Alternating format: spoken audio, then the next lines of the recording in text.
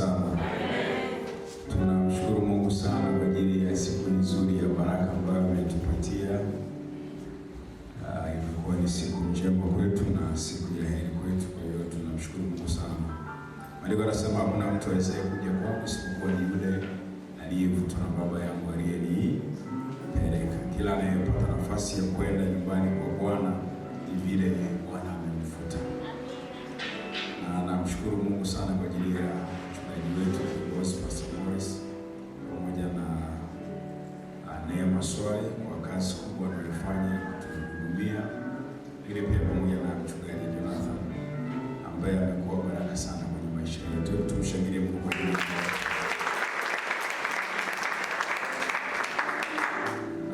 Leo kwangu ni siku nzuri sana ya baraka, kwa sababu leo nimepata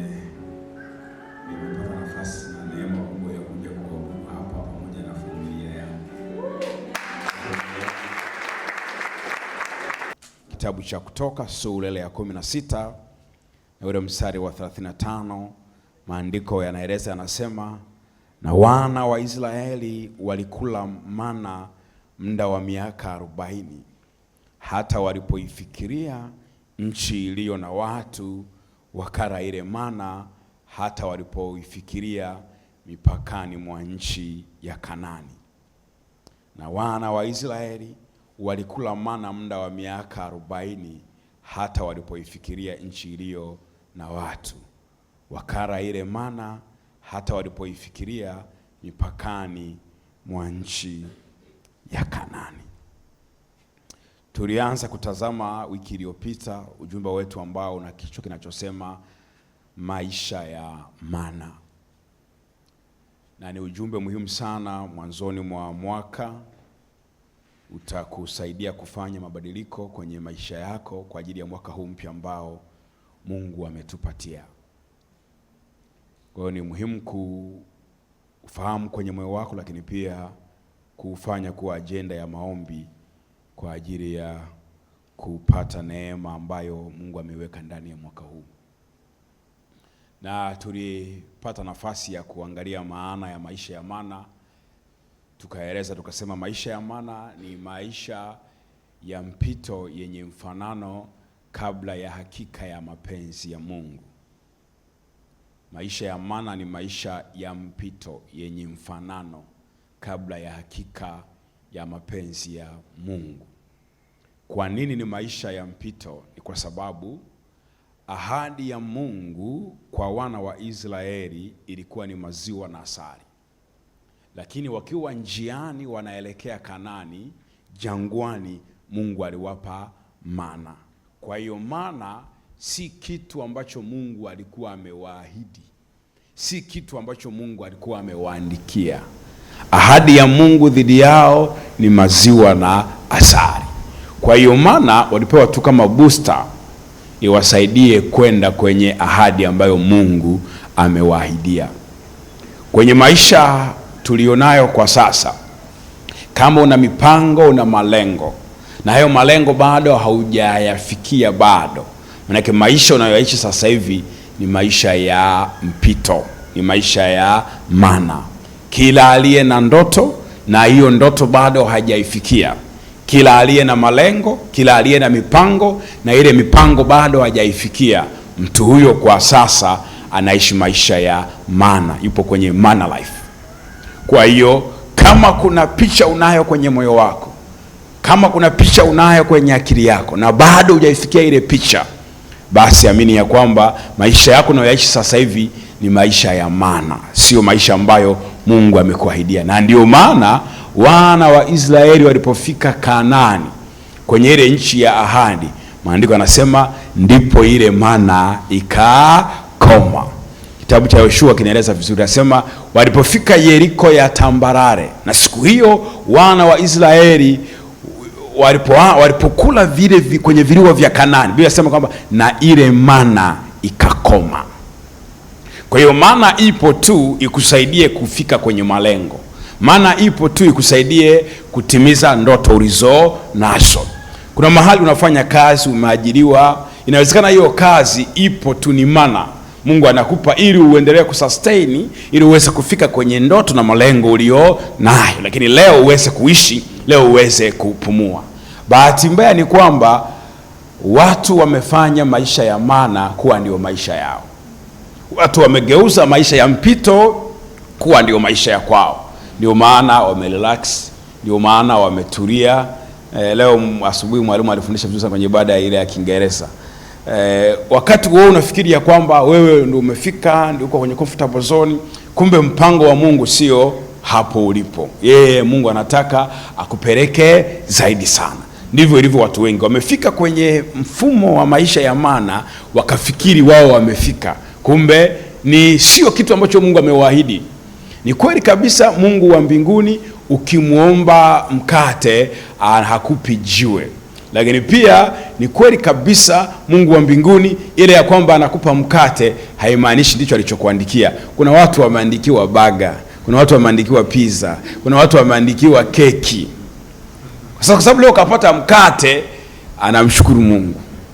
Kumshukuru Mungu ni jambo la heri na tunapaswa tufanye hivyo, lakini haimaanishi ndio safari imeishia hapo. Watu wa Yesu Bwana asifiwe sana.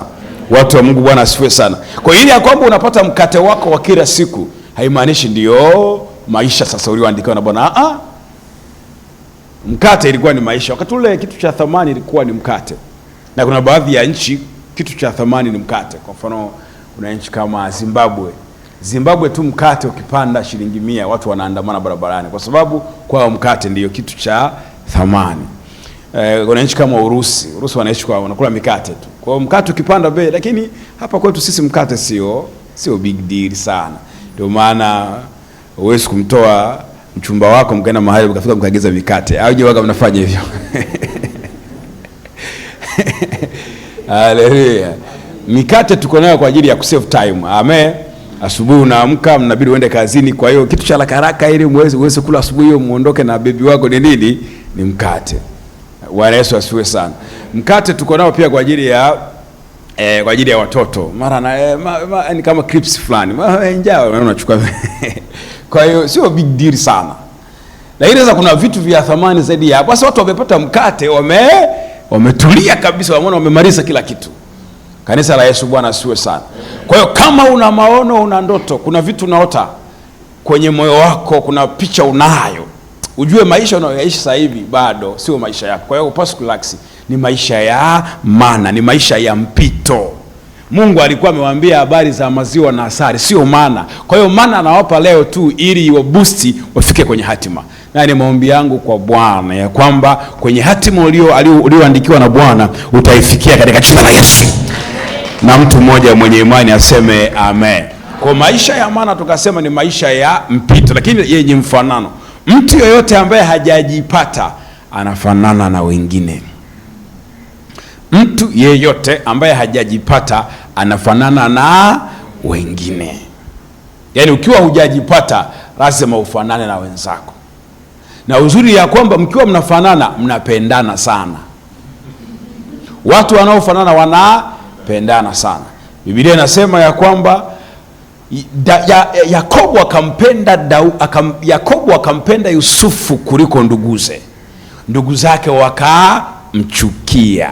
Kwa hiyo Yakobo upendo wake kwa Yusufu ulikuwa mkubwa kuliko ndugu zake. Ndio maana ndugu zake wakamchukia nani? Yusufu. Kwa nini? Kwa sababu wao na Yusufu kwenye ishu ya upendo kutokea kwa baba yao ilikuwa tofauti. Ila wao kimtoa Yusufu wanapendwa level moja. Kwa kwenye maisha mkiona mnapendana sana pia mjue mnafanana. Mimi namshukuru Mungu sana, yani mawifi wananipenda wote, yani tunapendana kwa sababu wote mnafanana, wote mna mikopo benki, wote kwenye marejesho wote waga mnazingua. Kwa hiyo nashukuru Mungu, yani mimi wananipenda waimbaji wenzangu kwa sababu wote hamjui kuimba. Mko level moja. Namshukuru Mungu, yani mimi wahubiri wenzangu wote hii nchi wananipenda kwa sababu wote hamjui kuhubiri. Kwa ndio maana mnapendana wote. Kama ukiona kwenye hii dunia unapendwa na watu wote, ujue unafanana nao. Ujue unafanana nao. Lakini ukiona kwamba haupendi, kuna vitu wanapitia kwa tofauti na wao. Watu wa Yesu, Bwana asifiwe sana. Lakini pia kwenye maisha ya mana walikuwa wanakula mana kwa muda wa miaka 40. Manake maisha yao ya jana na leo na kesho yanafanana. Muda wa miaka 40 ni mana. Yaani mfano kama wewe uishi miaka 40 unakula chipsi dume, haina kachumbari, haina tomato, haina pilipili kwa miaka 40. Inaboa. So ndio ilikuwa maisha yao kwa muda. Kwa maisha yake ya jana na juzi na kesho kutwa yako ni yale yale. Yanafanana. Ndio maana sisi hatutaki mwaka huu maisha yako yafanane na mwaka jana. Kwa hiyo watu walio kwenye Mana Life miaka 40, miaka 20 ni bachelor. Mwaka jana ni bachelor, mwaka juzi ni bachelor, mwaka huu basi hapana. Mungu afanye jambo. Haleluya. Haleluya, watu wa Yesu. Yani poe pana utofauti. Miaka 10 hauna ajira. Miaka 10 hauna ajira. Maana maisha yako yamefanana kwa muda wa miaka 10. Mwaka huu Mungu akupe kazi katika jina la Yesu. Na mtu mmoja mwenye imani aseme amen. Lakini pia kwenye mfumo wa maisha ya mana, sio tu kwenye issue ya time, lakini pia kwenye issue ya vinasaba. Yani ukienda kwa ndugu yako, ukisema mimi nimekula mana nimechoka, acha niende kwa baba mdogo nibadilishe nini menyu. Ukienda kwa baba mdogo na kwenyewe unakuta nini? Mana. Ukienda kwa shangazi unakuta na kwenyewe mana. Ukienda na kwa kaka na kwenyewe ni nini? Mana. Mfumo wa maisha ya mana unakutaka wewe na ndugu zako na watu wanaokuzunguka mfanane. Ndio maana ukitaka kuwa tofauti watu wanaleta maneno. Watu wanaanza kusema huyu ni Freemason. Huyu amepotoka, ameiacha njia ya kweli. Hata kwenye mfumo wa kanisa, unataka kanisa inataka tuabudu sawa sawa na wanavyoabudu wengine. Yani kwa mfano tofauti ya hili kanisa, kwanza tuseme tu matangazo waga hayapo. Matangazo ya sekunde 2 yani lakini kwingine kuna muda kabisa wa matangazo, ni muda wa matangazo kabisa, dakika 15.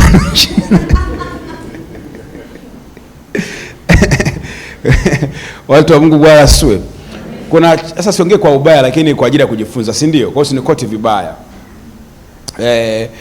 Mfumo kwa mfano ili watu waweze kumtolea Mungu sadaka. Makanisa mengi yameweka mfumo, mnakuja mbele mara nyingi, awamu ya kwanza, awamu ya pili, mpaka awamu 5 ndio watu wanaweza wakatoa sadaka.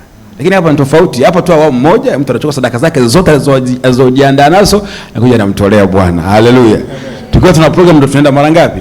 Mara 2. Sasa huu mfumo ukiwa hivi, asema mtu akija kusali hapa, kama kuna watu hapa na wajua wamekuja kusali hapa leo, wakitoka wale watu jabu vizuri.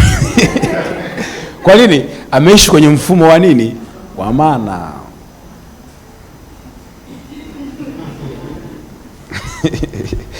Kanisa la Yesu, Bwana asifiwe. Kama kuna mtu unamjua leo akitoka hapa anasema leo kwa sababu kuna mtu ili awe ajue kwamba ameabudu au amesali, kuna nyimbo mpaka azisikia. Sababu asikia nyimbo fulani anaona kwa sababu gani? Yupo kwenye mfumo wa nini? Wa maana. Kwa hiyo akikuta kitu tofauti kwenye maisha yake na msumbua. Watu wote wanaogopa mabadiliko. Watu wote wana hofu ya mabadiliko. Mtu yeyote hata kama ni kitu ni chanya, akisikia inabidi ufanye hivi badilisha maisha, anaogopa. Yani kwa nini? Anataka vile vile alivyozoea ndio iwe hivyo hivyo. Lakini kwa mapenzi ya Mungu na neema ya Mungu haitakuwa vile vile. Kuanzia saa hii kutakuwa na tofauti katika jina la Yesu. Na mtu mmoja mwenye imani aseme amen. Kwa hiyo mfumo wa maisha ya mana uko hivyo, unakutaka uwe sawa sawa na wengine. Sasa leo nataka nizungumze mambo kama 3 au 4 yanayo control mfumo wa maisha ya mana. Kuna mambo yanayo control ili wewe ufanane na wenzako, ili wewe uwe hivi hivi kama ilivyokuwa mwaka jana na mwaka juzi. Kuna mambo yanayo control hivyo vitu. Kuna engines ambazo zina control. Kuna vitu ambavyo vinavyo control maisha ya mana. Yako mambo mengi sana. Labda nitakuwa nazungumzia kwa lugha 2, kwa lugha ya falsafa na kwa lugha ya kiroho, kwa maana ya agenda ya kuomba. Jambo la kwanza ni kufichwa kwa bidii. Jambo la kwanza ni kufichwa kwa bidii. Bidii ya mtu ikifichwa au matokeo yake yakifichwa, anakuwa sawa sawa na wengine. Kwenye maisha tuna watu ambao wana bidii sana, tuna watu ambao wanajituma sana, lakini ulimwengu wa roho, mfumo unaweza ukaficha bidii ya mtu. Unajua maisha ya maana ni mfumo, ni system ya maisha. Kwenye taasisi, kwenye kampuni unaofanya kazi, unaweza ukawa unafanya kazi sana kuliko wengine wote, lakini bidii yako imefichwa. Kuna mtu ambaye waga ana sign tu, yani ma document umeandaa wewe, si ma proposal maneno mimi sijui ya sijawahi kuajiriwa, sijui ya vitu, ila kila kitu umefanya wewe, alafu kuna jamaa anapiga sign. Kwa hiyo ripoti ikitoka, taarifa ikitoka, aliye sign pale ndio bidii yake inaonekana, ndiye anapata promotion, wewe hamna kitu. Kwa hiyo bidii ya mtu ikifichwa au matokeo ya bidii ya mtu yakifichwa, anakuwa sawa sawa na wengine. Inua mikono yako juu kwa Bwana, sema Bwana Yesu, katika jina la Yesu, bidii yangu itaonekana na matokeo yangu yanayotokana na bidii yataonekana katika jina la Yesu. Amen. Kwenye Kutoka pale 16, wakati wa maana pale kwenye Kutoka 16, tuanze ule mstari wa 16. Kwenye Kutoka 16 tuanze ule mstari wa 16. Niliusoma last wiki kwa ajili ya nani yule? Joyce nani anaitwa? Leo hajaja. Yuko wapi? Yuko wapi? Umebadilika nywele.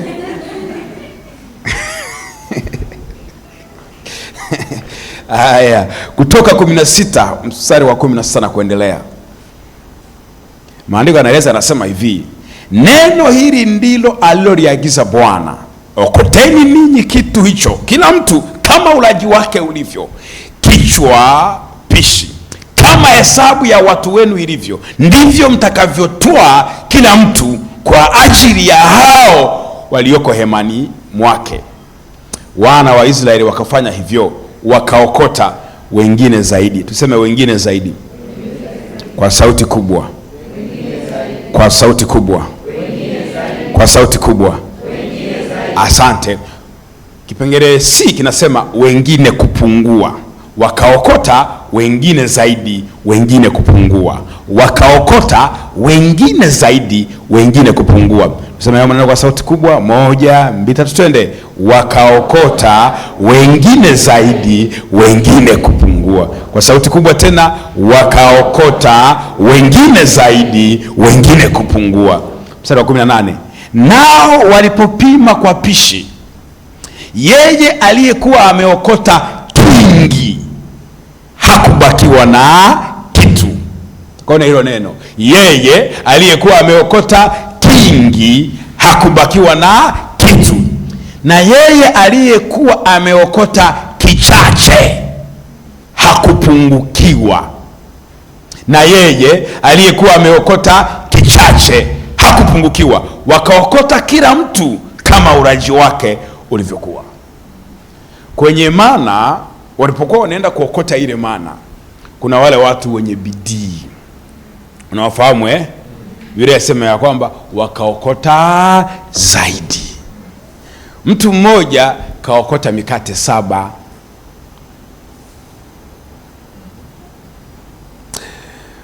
Unakumbuka hiyo mikate inatoka kila siku asubuhi kasoro siku ya 7.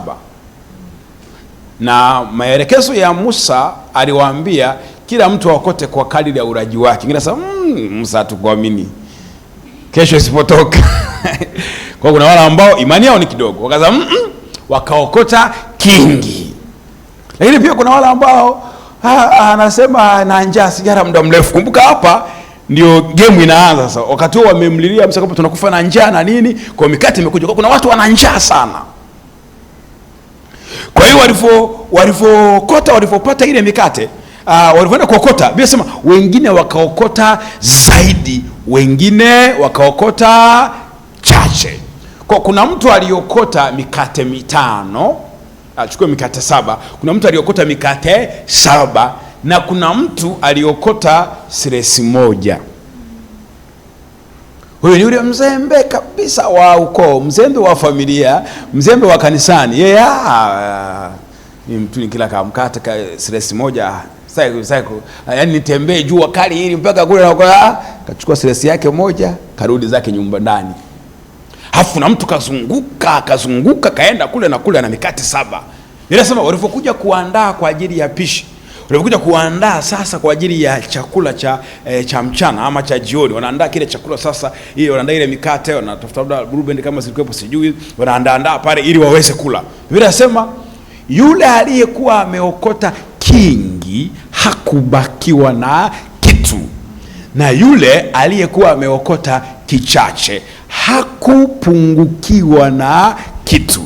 Aliyekuwa ameokota mikate 7 ili ashibe, lazima ale mikate yote 7 ndio anafanyeje, ndio anashiba. Aliyekuwa ameokota silesi 1, akila silesi hiyo 1 anashiba. Unaona, mwenye bidii na yule mzembe wa mwisho wako level moja.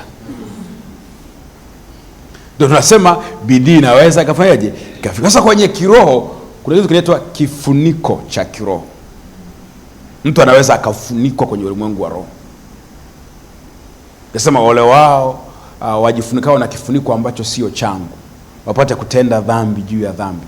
Mtu anaweza akafunikwa na Roho Mtakatifu, pia anajua ni kifuniko, na uvuli wa Roho Mtakatifu utakufunika juu, na nguvu za Mungu zitakufunika juu kama kivuli. Nguvu ya Mungu inaweza kumfunika mtu ikawa kifuniko. Wale watu wakamwambia Musa, kuna uvuli umewafunika juu yao wale watu. Kuna uvuli wa kichawi. Yaani wale watu ni majiant, yaani ni majitu. Kuna uvuli fulani umefanyaje, umewafunika. Kwenye mambo ya kiroho kuna kitu kinaitwa kifuniko cha kiroho. Sasa ni maada pana, lakini nataka uelewe ya kwamba ndio maana Biblia inasema ya kwamba inabidi tuniongee sasa. Ukisoma kitabu cha Mhubiri sura ile ya 6 mstari ule wa 3 na wa 4. Mhubiri sura ya 6 mstari wa 3 na wa 4, umeshaandika? Inasema hivi, mtu akizaa watoto 100 akaishi miaka mingi, nazo siku zake za maisha ni nyingi, lakini nafsi yake hayakushiba mema, naye akakosa maziko. Mimi nasema heri mimba iliyoharibika kuliko mtu huyo. Mstari wa 4 unaeleza sababu. Inasema hiyo huja kwa ubatili na kuenenda gizani, nalo jina lake limefunikwa giza. Kwa huyu mtu ana watoto 100, ameishi miaka mingi, anapitia maisha magumu, nafsi yake haishibi mema, na siku ya kufa anakosa maziko. Biblia inasema sababu ya hii yote ni kwa sababu jina la huyo mtu, la kuitwa mke, la kuitwa mume, la kuitwa mama, la kuitwa baba, la kuitwa mkurugenzi, la kuitwa waziri, la kuitwa mbunge, hilo jina la sifa limefunikwa na nini? Na giza. Kwa anapita kwenye maisha fulani ni kwa sababu jina lake limefunikwa na nini? Na giza. Asili ya shetani ama asili ya uchawi, mtaogopa nikizungumzia haya, ni kufunika. Jina la kwanza la shetani haitwi Ibilisi, haitwi Lucifer, haitwi shetani. Jina lake la asili anaitwa kerubi afunikae. Kitabu cha Ezekieli, alikuwa kerubi afunikae. Kazi yake ni kufunika, ni kufunika, ni kufunika, ni kufunika. Kwa hiyo sasa mtu anafanya kazi kwa bidii, anajituma, anapambana, lakini kwa kuwa ile bidii imefunikwa na yale matokeo yamefunikwa, hakuna mtu. Ndio maana unashangaa kuna wewe hapa unafanya kazi sana ofisini lakini unafokewa. Mzembe, yani unawaza hivi yani unakaa ukikaa mwenyewe unawaza hivi, kazi ninazofanya, hawa wateja nimeleta, hizi deals nimeleta, hivi huyu boss anavyoniambia mimi ni mzembe, sijielewi, hivi anamaanisha kitu gani? Na kuna saa kuna mtu hapo akija hapa, ukisikia mahubiri, jitume, fanya bidii utafanikiwa. Huyu mhubiri huyu mbona vile jitume sana? Yaani mbona mimi nafanya kazi sana, mbona anachokiongea mbona mimi sina matokeo bado? Nini? Mfumo wa maisha ya maana unaficha bidii na matokeo ya bidii ya mtu. Inasema waliookota kingi hawakubakiwa na kitu, na waliookota kichache hawakupungukiwa. Kwenye mfumo wa maana, mtu mzembe na mwenye bidii maisha yao ni sawa.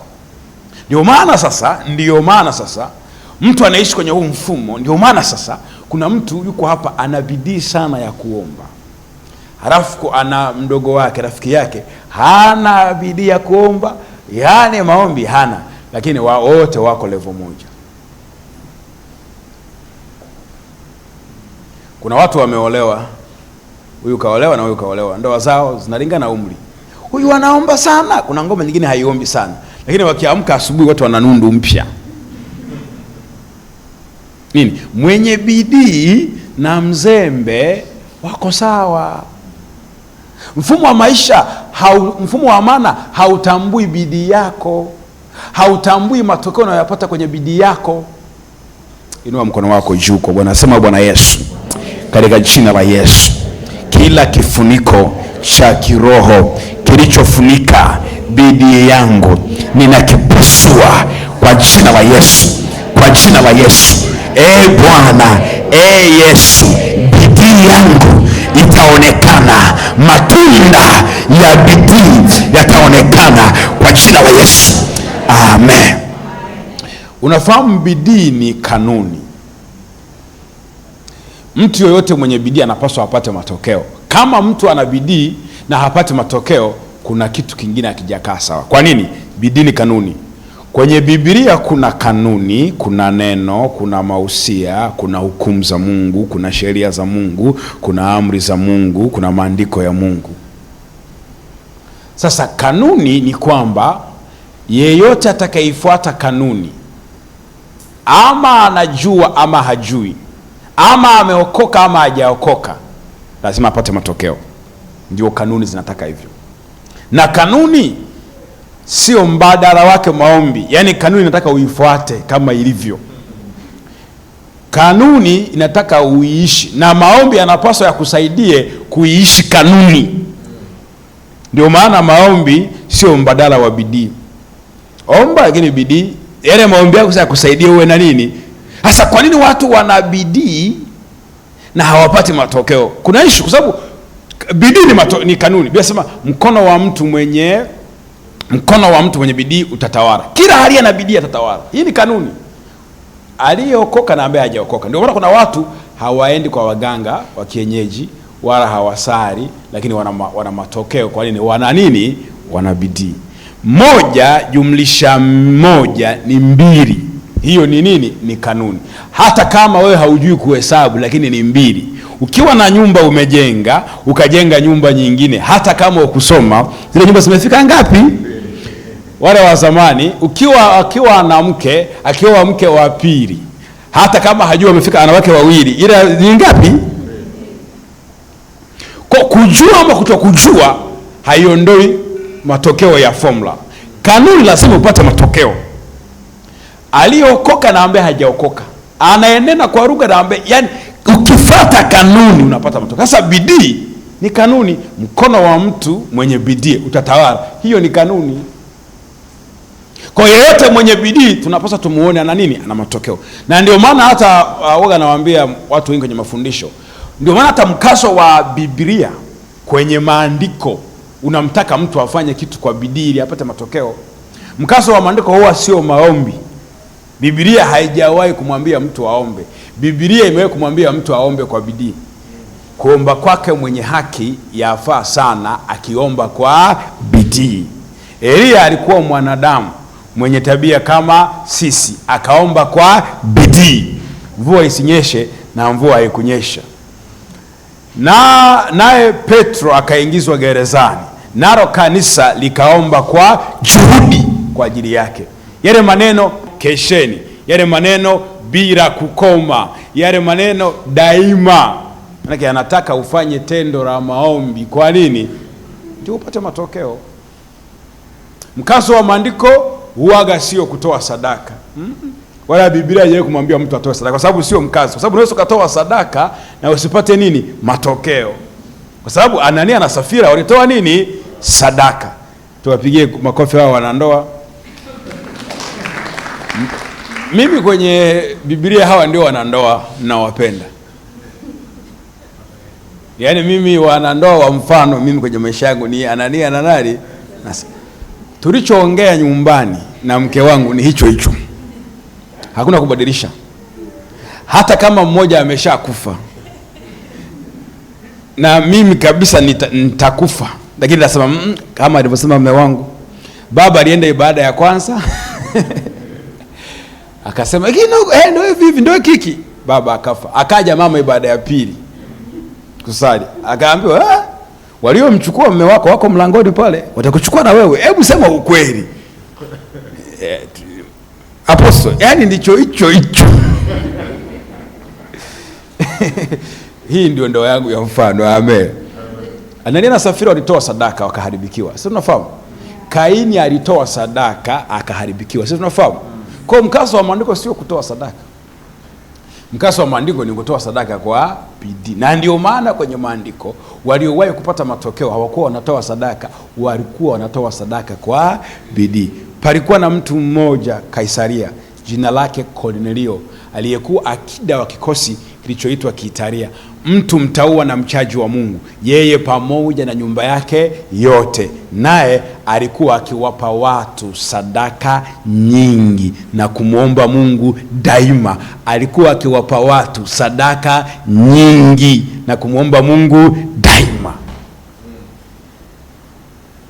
Palikuwa na mwanafunzi Yafa, jina lake Dorcas, tafasiri yake Tabita, yaani paa.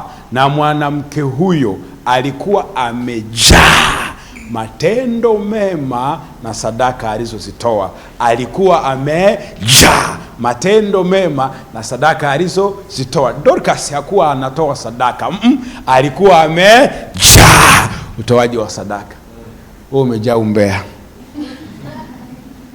Alafu baba, naomba ufufue biashara yangu kama ulivyofufua Dorcas. Umejaa nini? Kwa waliopata matokeo wote ya sadaka hawakuwa wanatoa sadaka. Na wapenda wale wanipendao na wale wanitafutao kwa bidii wataniona. Kwa hiyo bidii ni kanuni ambayo mtu anapaswa apate nini? Sasa kwa nini kuna mtu ambaye anafanya kazi kwa bidii, anajituma, anaomba kwa bidii, kwa nini hapati matokeo ya bidii yake? Kwa sababu gani? Kwenye mfumo wa maisha ya maana, bidii ya mtu inafichwa. Kama ni maofisini, watu hawasemi ni nani amefanya hii kazi. Hata bosi akikuuliza, ulikuwa na vijana gani kwenye kazi? Nilifanya tu mwenyewe, wale vijana walikuwa sio wa ofisini liazi. Watu wanaficha bidii ya mtu. Watu wanaficha matokeo ya mtu. Kwa kuna watu wanaoficha hivi, lakini pia kwenye ulimwengu wa roho pia unaweza kuficha bidii ya mtu. Inua mikono yako juu kwa Bwana, sema Bwana Yesu, katika jina la Yesu, bidii yangu itaonekana. Matunda ya bidii yangu nitayaona kwa jina la Yesu. Na mtu mwenye imani aseme amen. Kwa hiyo mfumo wa maisha ya maana ni mfumo ambao unazuia bidii ya mtu kuonekana.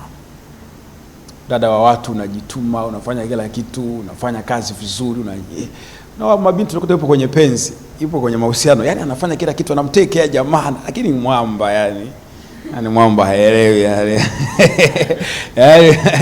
yani haoni ile bidii kwamba anaweza kuwa mke, lakini ngoma haielewi kabisa. Nini? Kwa sababu bidii ya mtu inaweza kuwa imefichwa. Mwambie jirani yako, jirani, maisha ya maana yanabidi yakome.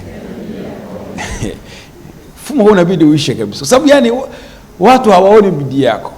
Kuna mtu ambaye yupo kanisani, anajituma, analipenda kanisa, anafanya kila kitu ndani ya kanisa, alafu kanisa alitambui, alijui bidii yake. Yani wanamuona tu kama yupo tu.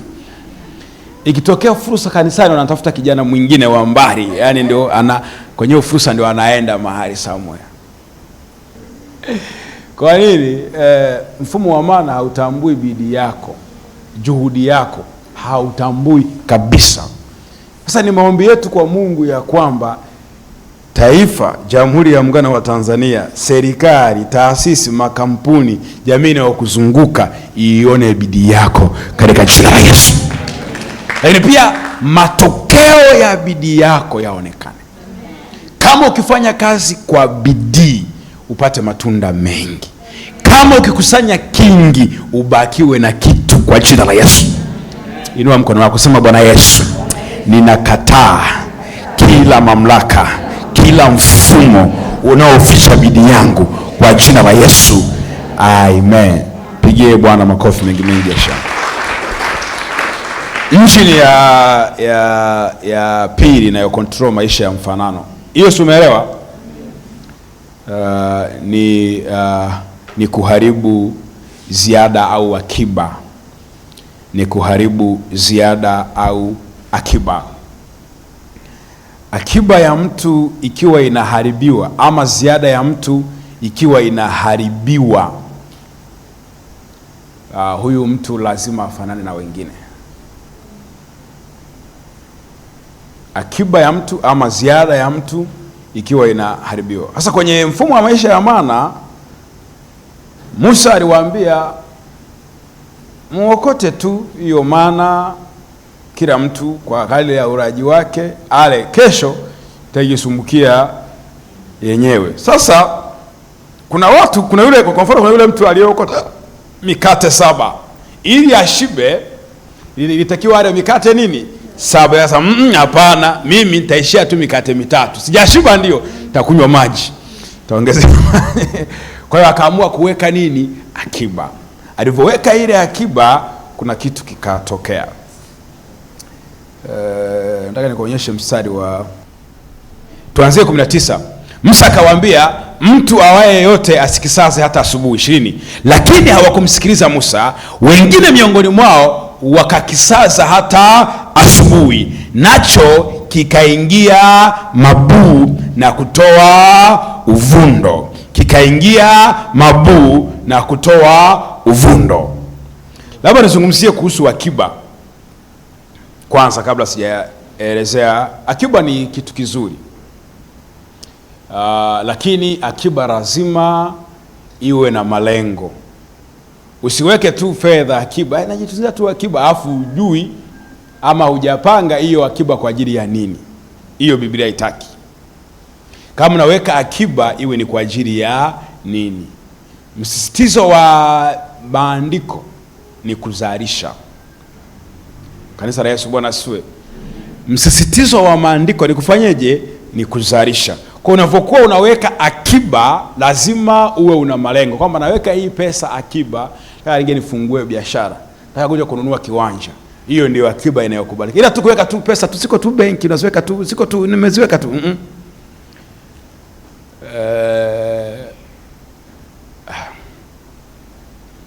Natafuta lugha nzuri usijisikie vibaya. Yule mzembe wa mwisho kwenye Biblia ambaye hawezi kuzalisha pesa yake, ndio Biblia inamtaka achukue ile pesa yake aipeleke mahali ili itoe riba. Mmoja akapewa talanta 5, mwingine talanta 2, mwingine talanta 1. Yule wa 5 akaleta 5 nyingine, akaambiwa, vema mtumwa mwema, umekuwa mwaminifu kwa machache na kuweka juu ya mengi. Akapewa miji 10.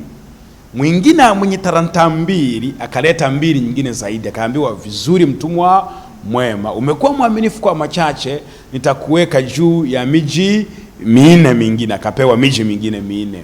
Halafu aliyekuwa na talanta 1 akaja akasema hivi, najua wewe una moyo mgumu, najua wewe unakusanya usipotapanya, unavuna usipopanda. Nilichukua pesa yako nikaenda nikaifukia, sasa ili ukija uipate iliyo yako, hii hapa, chukua pesa yako. Kamwambia, mtumwa mpumbavu wewe, puuzi kabisa, ulishindwa nini hata kuipeleka kwa hao watu wao riba, ili nikija nipate hiyo na pamoja na riba yake. Maana yake Okay, yule mzembe wa mwisho kabisa ambaye hawezi kuzalisha pesa yake, Biblia ndio inamtaka angalau aichukue hiyo pesa awapelekee wale watu wao riba. Aende sasa kanunue bondi. Aende sasa UTT. Aende sasa kanunue hisa kwa wanaofanya biashara fulani, na yeye anunue nini? Hisa, ili wamfanyishie biashara hela yake, ili yeye akija apate hiyo pesa pamoja na ile interest ya hiyo ambayo amepata. Kwa hiyo mzembe wa mwisho kabisa, mwenye uwezo wa mwisho, ndio anatakiwa achukue hela yake akaiwekeze mahali, halafu kule wale wamzalishie apate pesa yake pamoja na nini? Na riba. Unaelewa? Huyo ndio mzembe. Kwa huyo, lakini yule anayechukua pesa yake anaipeleka mahali, halafu anaenda anaichukua kama vile vile ilivyo, huyo hatakiwi kabisa. Au wanakuta imepungua. Watu wa Yesu, mnanielewa vizuri? Mnakasirika au mkasiriki?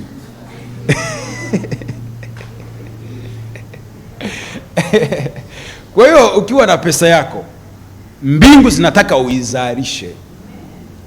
Sasa ukishindwa, sasa labda una majukumu mengi, labda unanyonyesha miaka 7, ndio uchukue pesa yako sasa uipeleke mahali, ndio ukawape wale wanaozalisha, ili uje uipate hiyo pesa na riba yake. Ila mkazo ni kuzalisha. Watu wa Yesu, Bwana asifiwe. Tofauti kati ya maskini na tajiri ni hii hapa. Maskini ni nani? Tajiri ni nani? Maskini ni mtu ambaye anachukua pesa zake anazipeleka mahali ili azitumie baadaye. Tajiri ni nani? Ni mtu ambaye anaenda kuchukua zile hela za maskini aliyeziweka, anazichukua yeye, anazitumia sasa hivi.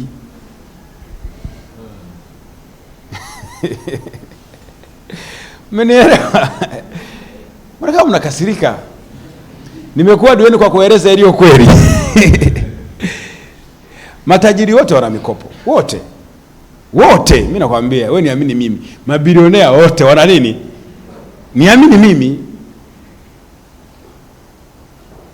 Kuna mtu wa benki hapa ananiangalia, anatamani nimpe maiki.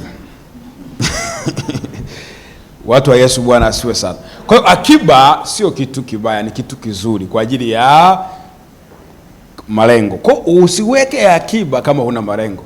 Mimi na Kibubu toka tunaweka tu mle hela chenchi kwa ajili ya nini? Kwa hakuna akiba bila malengo, ni ujinga. Kwa unapokuwa unaweka akiba, ndio maana Mungu alimwambia Yusufu akusanye chakula, aweke akiba kwa ajili ya miaka 7 ya nini? Ya njaa. Kwa yeyote anayeweka akiba lazima awe na lengo fulani. Kwa usitunze pesa yako kama huna malengo. Heri uwe winga, uwe machinga, chukua hela yako kafanya winga. Watu wa Yesu, Bwana asiwe sana. Tuko pamoja mpaka hapo? Kwa akiba ni kitu kizuri. Sasa iko hivi. Kwa nini sasa wewe unafanana na wenzako? Ni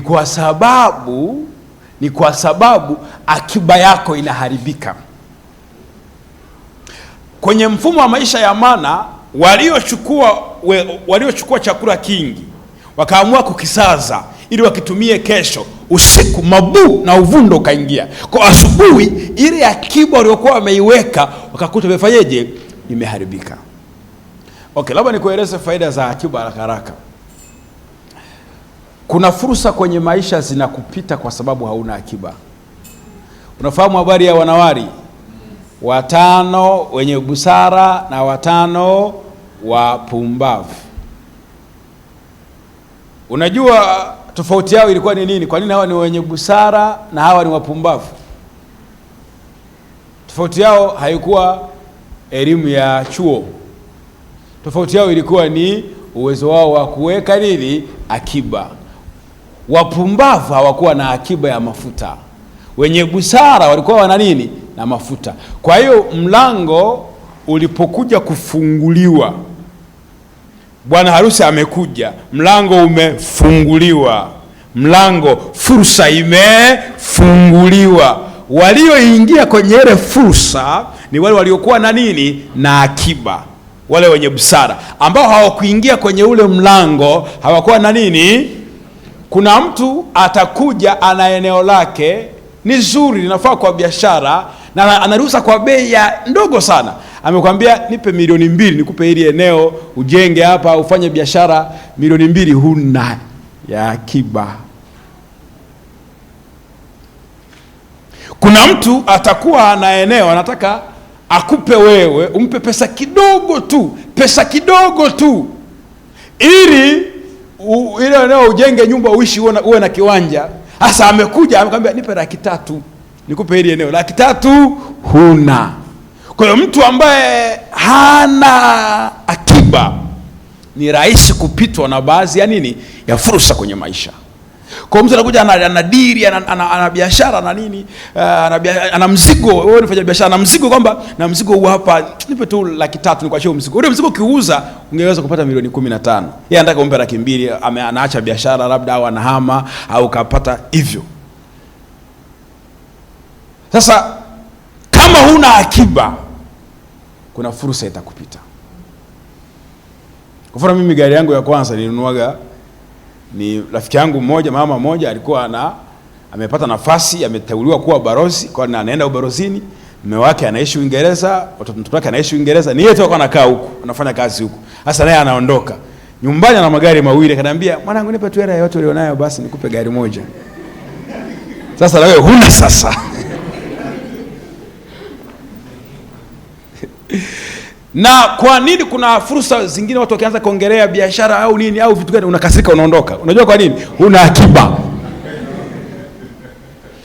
Kwa nini watu wakianza kuongelea issue za viwanja, si wapi kuna viwanja? Kwa nini wewe unaondoka uentertain hizo story? Huna nini? Kwa na wewe utaishi maisha ya kutokuwa na viwanja kama wajomba zako.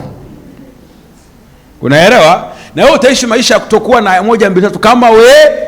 Kinachokufanya wewe uwe sawasawa na wengine kwa sababu akiba yako waga inaharibika. Kuna mtu ambaye akipata tu pesa ya akiba ikikaa pale anapigiwa simu kijijini, mdogo wako kameza shoka.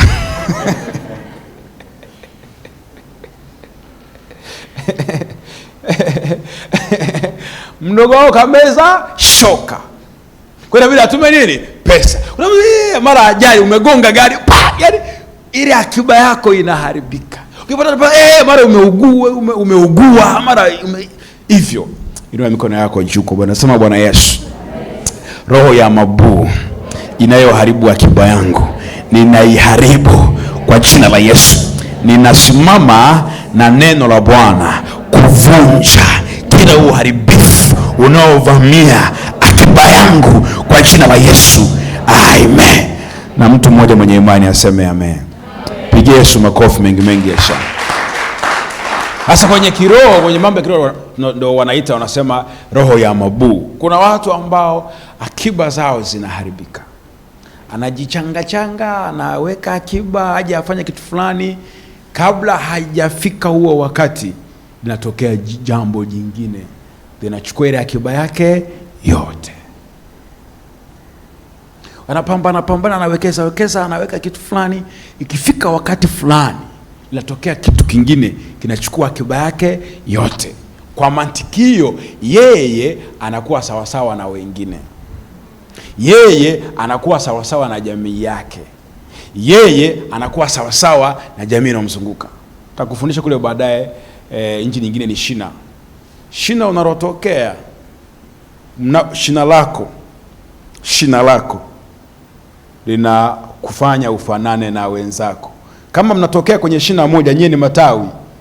Kama shina ni la maembe na nyie na wewe lazima tawi itakuwa ni la nini? La embe na embe. Sasa kule kwenye kitabu cha Warumi amezungumza mambo ya kupandikizwa. Mkapandikizwa Israeli. Okay, labda nitaongea huko baadaye. Lakini shina, ndio maana kama na shina sio tu inaweza kawa ni familia, shina inaweza kawa ni taaruma, shina inaweza kawa ni watu wa eneo fulani. Kwa mfano kuna Biblia inazungumzia kuhusu watu wa Kirete.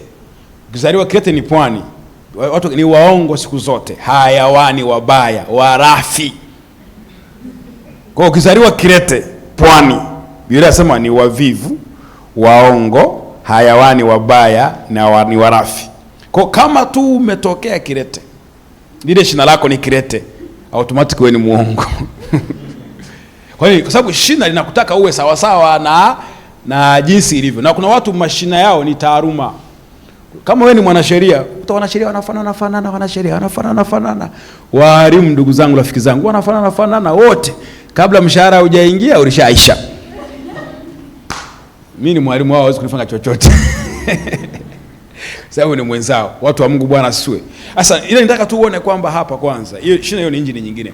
Nataka uone hapa kwamba akiba ikiwa inaharibika, unakuwa sawa sawa na wenzako. Kwa ndio maana lazima kuiombea akiba yako. Sababu unakuwa na malengo, unataka ujenge, unataka ununue kiwanja, unataka uache kupanga na wewe, kuna jiwe unawekeza kia pesa chako, mara simu mtoto kameza wembe, mara mara unatokea msiba, inabidi msafiri, yani ile laki mbili yako yote inakuwa imepotea. Kwa nini? Mfumo wa maisha ya maana ambao unakutaka uwe sawa sawa na wengine unaharibu akiba. Wale waliosaza asubuhi walipoamka walikuta ile mana ina uvundo, mabuu wameingia kwenye ile mana imeharibika. Tunajikongoja, unakuwa na kibubu chako, unakuwa unaweka pesa, unaweka hela. Unaona sasa kibubu kimekaa vizuri, kimekaa poa, kimenenepa. Siku isiyokuwa na jina unamkorofisha dada wa kazi, unakorofishana, unaondoka, unarudi, unakuta dada wa kazi ashabomoa kibubu, ashachukua kitu, ashasepa. Unaanza upya tena. Unakuwa na rafiki yako, mna ndoto, mna maono, ni mpenzi wako, mnasema tuwekeze pamoja, mnaanza kuwekeza pamoja, tufanye moja, mnaweka mipango sasa, mnaenda, kibubu kikisha tuna mnagombana, mnaachana. Mnaamua sasa kila mtu kachukua zile UTT, kila mtu agawane, kila mtu aishie zake. Mkigawana, mkishia zake ndio hela ya kwenda ya kodi, ama ndio hela ya nini, vitu vimeharibika. Unakuwa huna vitu, unakuwa huna ABC kama wengine. Inua mkono wako, sema Bwana Yesu, roho ya mabuu haitaharibu akiba yangu kwa jina la Yesu. Roho ya mabuu hautaharibu akiba yangu kwa jina la Yesu. Ninaifunika akiba yangu kwa damu ya Yesu. Amen. Pigie Bwana makofi mengi. Ngoja nizungumze hii injini ya mwisho then tumalize. Issue nyingine ni kupata na kupoteza. Kupata na kupoteza. Tunasema kiroho ni roho ya mbweha. Kupata na kupoteza. Tutazungumza hapo, nadhani baada ya hapo tuombe. Kupata na kupoteza. Kitabu kile cha Kutoka sura ile ya 16. Ule mstari wa 21, Biblia inasema ya kwamba basi wakaokota asubuhi baada ya asubuhi, kila mtu kama uraji wake ulivyo. Kila mtu kama uraji wake ulivyo. Na hapo jua lilipokuwa kali kikayeyuka. Ndio anasema basi wakaokota asubuhi baada ya asubuhi, kila mtu kama uraji wake ulivyokuwa. Na hapo jua lilipokuwa kali kikayeyuka. Shida ya maana ni moja. Unaokota asubuhi, unakusanya asubuhi. Lakini maandiko yanasema jua likiwa kali ile mana inayeyuka. Walipokuwa wanaokotea ni kwenye chanzo chao cha mapato.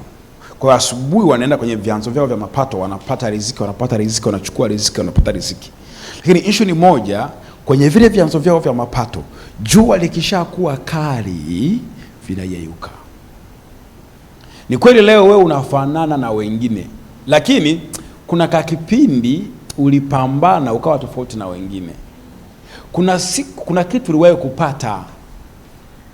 Kuna mtu yuko hapa, ni kweli kwenye familia yao hawaolewi ama hawaoi, ila yeye alishaye kupambana, akajifua kidogo, akaoa ama akaolewa.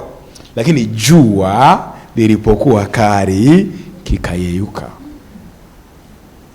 Kwa hiyo unapambana, unapata, unajikwamua, unakuwa tofauti na wenzio. Ila issue inakuja, jua tu likiwa kali, hicho ulichokipata kinafanyaje? Nayeyuka. Yaani wewe usikuniambia kabisa hujawahi kupata kabisa mchumba anayeeleweka. Usiniambie hicho kitu. Alishawahi kutokea kabisa, anayejielewa, anayeeleweka. Mimi ninaamini kabisa anayeeleweka ambaye yuko serious alishawahi kutokea, ila tujua lilipowaka akafanyaje? Akayeyuka. Kwa mfumo wa amana una kuruhusu upate, lakini baada ya muda fulani ulichokipata kinafanyaje? Kinapotea, kinayeyuka. Kikishayeyuka sasa unarudi kwenye line sawa sawa na nani? Na wenzako. Sasa unarudi kwenye line sawa sawa na miaka 5 iliyofanyaje? Iliyopita, au miaka 10 iliyofanyaje? Iliyopita. Wanapata na wanapoteza. Kitabu kile cha Mwanzo, leo muda unakimbia leo.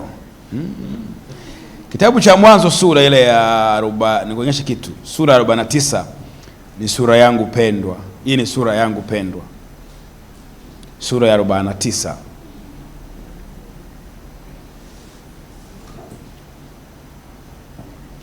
Sura ya 49 mstari wa 28.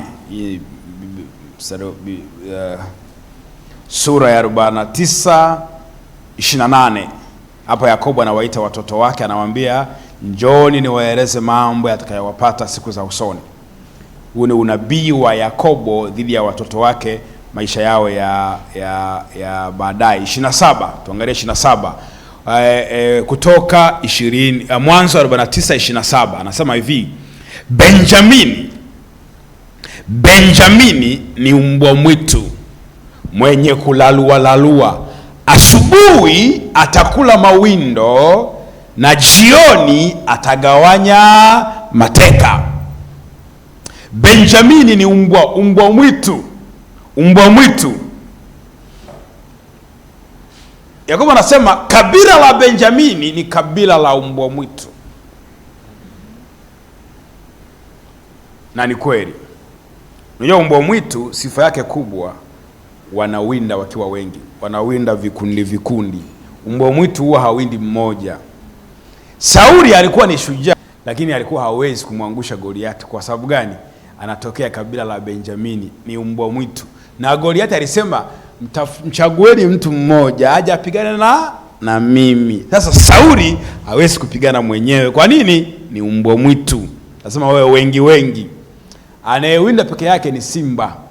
Ndio maana Daudi ambaye anatokea kwenye kabila la Yuda ambao ni simba aliweza kumangusha Goliati. Kwa sababu gani? Yeye ni simba, hategemei kuwa wengi ili kuwinda. Watu wa Yesu, Bwana asifiwe sana.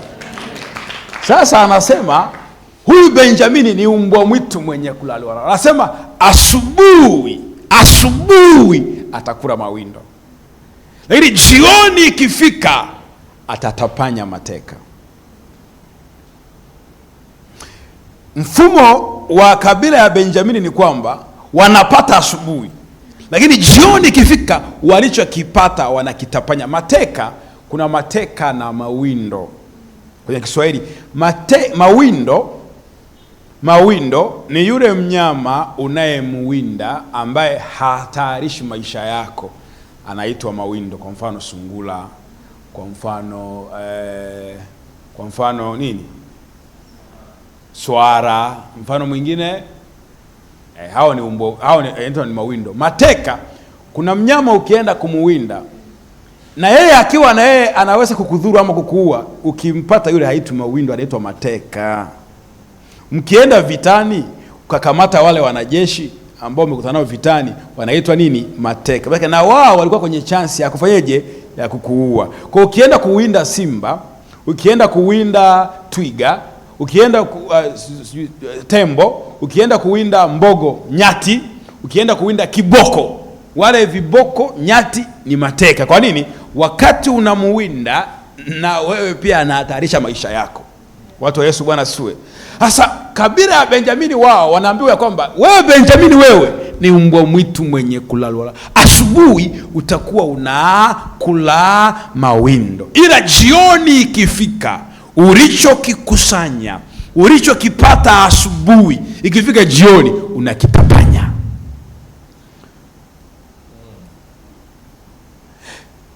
Watu wa kabila la Benjamini wanapataga, ila ikifika jioni, muda ukifika, walivyovipata wanavipoteza.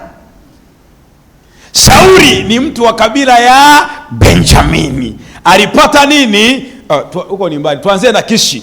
Kishi ni mtu wa kabila ya Benjamini. Mungu alimsaidia akapata punda, akawa tajiri, akawa na punda. Ila jioni ilipofika, wale punda wakafanyaje? Wakapotea.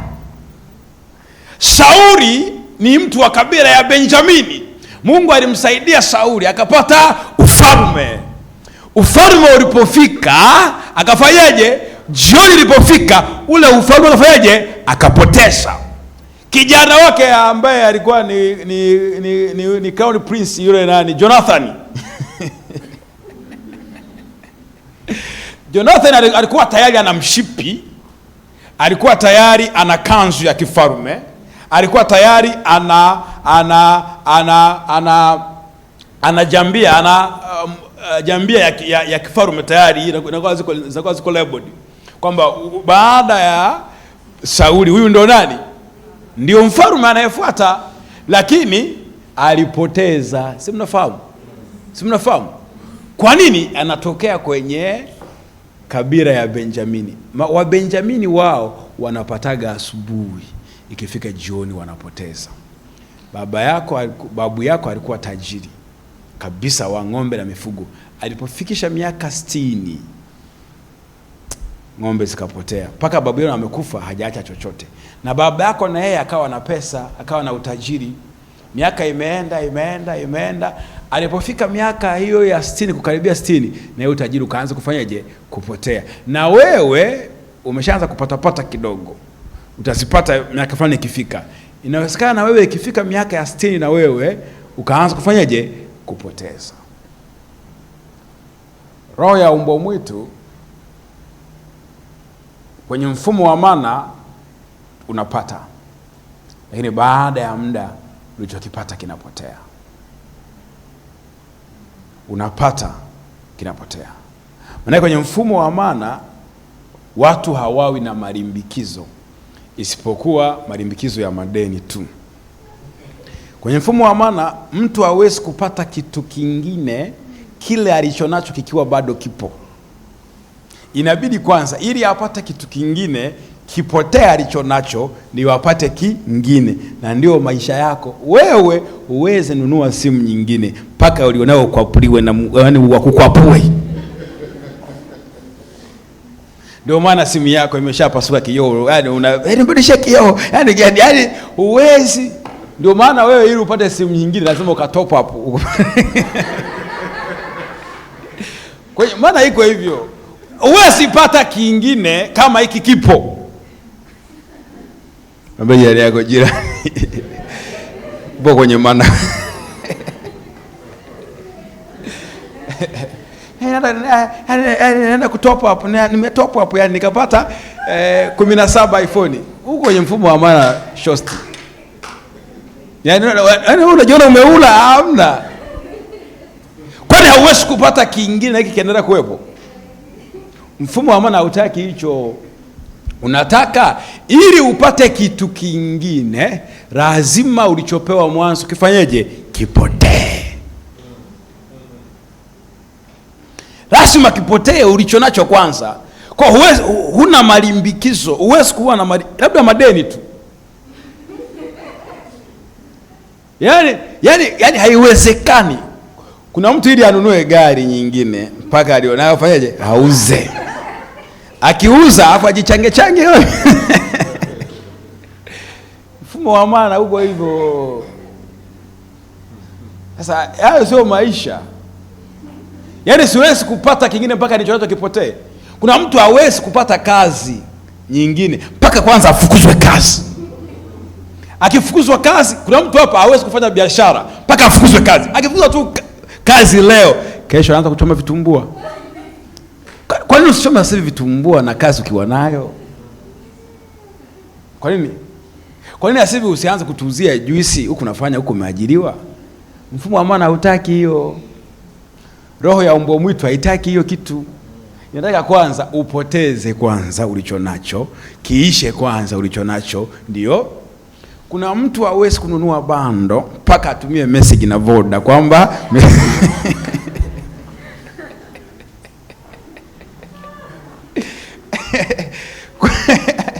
kwani kununua bando mpaka uambiwe kwamba bando lako limeisha. Sasa umeshaambiwa zibaki 75% za bando lako. Sinunua.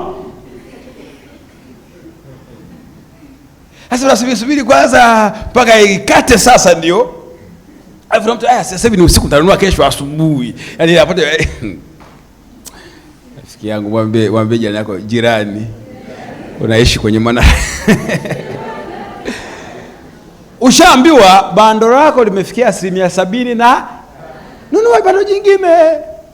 Lakini huwezi. Kwa nini? Kwenye maana unataka kwanza ulichonacho kifaje kiishe ndio ulete kingine. Sasa sio maisha.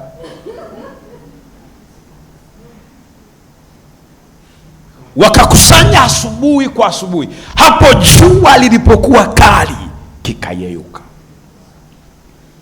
Tulishawahi kupata baadhi ya vitu lakini viliyeyuka. Tulishawahi kupata, yani kuna kitu uliwahi kuwa nacho, yani kuna kitu uliwahi kuwa nako lakini kalipotea. Kwa kakipotea unarudi kwenye line.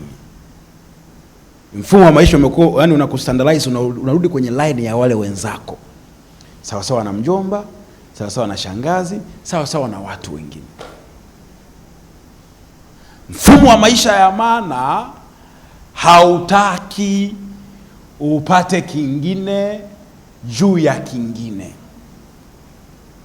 Unataka kwanza kiishe hiki ndio upate. Na ndio maana wewe ili upate pesa yako ya mshahara, lazima kwanza ule mshahara wako mwingine umefanyaje? Umeisha. Mshahara ukiisha ndio na ule mshahara mwingine unafanyaje? Unakuja. Kwani haiwezekani ukawa na mshahara, ikaja pesa nyingine na mshahara bado haujaisha, ikaja pesa nyingine, ikakuta ikaja na nyingine na ule mshahara ukaja ukaikuta mshahara. Kwani haiwezekani? Inawezekana, ila mfumo wa maana hautaki.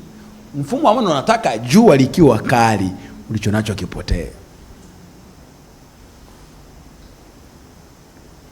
Mfumo wa maana haufai kwenye maisha yako.